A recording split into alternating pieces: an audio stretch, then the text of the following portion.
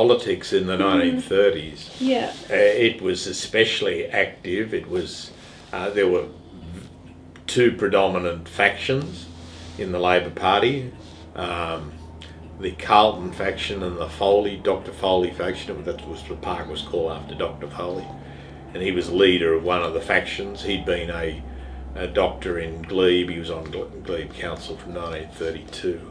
And they sort of fought among themselves.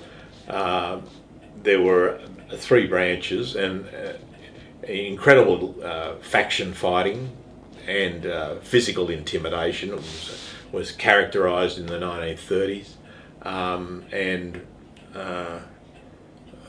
it was a pretty hard time. And that's right. In 1932.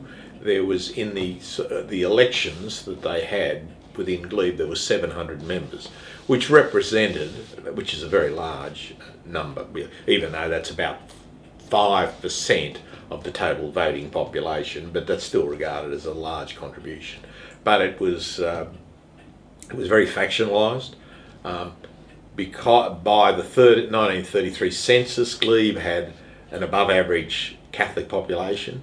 And the Catholics dominated the Labor Party, and they continued to dominate the Labor Party right up into the 1970s.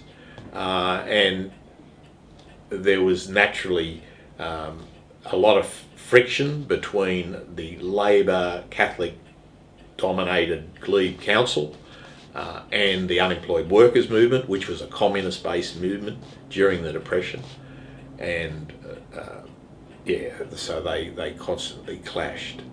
There was that sort of aspect of the Labor Party, and the change, just a review, is that during the 19th century, the sort of people that dominated Glebe Council were self-employed Protestants, almost exclusively. Up till 1918, of the 80 people on Glebe Council, only 2 were Roman Catholic.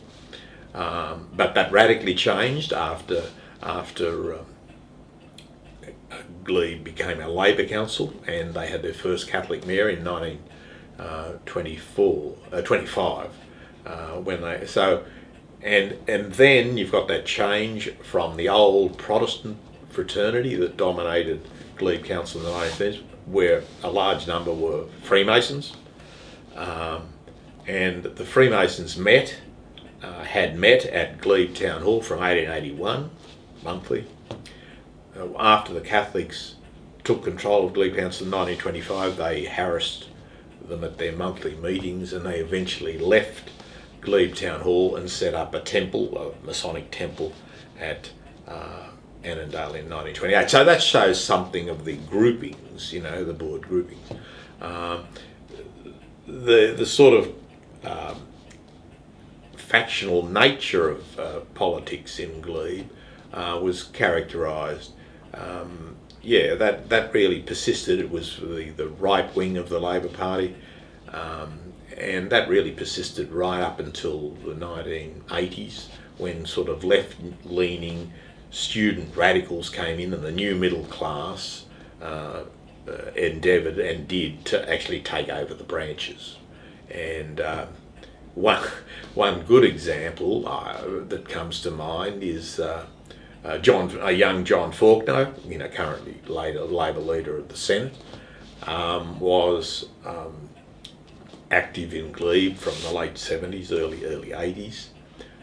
Obviously he was on the outer because he was left wing, so when the Glebe North branch started giving them trouble in 1989, that the response of the right-wing faction controlling in town was just simply to close the branches down, which they did. They closed Glebe North branch down in 1982, and they then opened a new branch at both Forest Lodge and Blackwattle. So John Faulkner left the old branch and joined the new branch, to be greeted at the first meeting by the president of that branch of, "Oh shit, not you."